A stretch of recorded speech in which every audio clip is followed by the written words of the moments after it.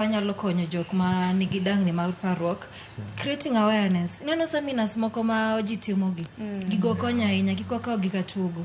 Gikonyo ahinya nikech kidhi kucho, iyudo puonj moro miya godo. To puonjni nyalo miyo i open up, ibedo gi freedom mar opening up kikono ng'ato shida ma in godo. Donge?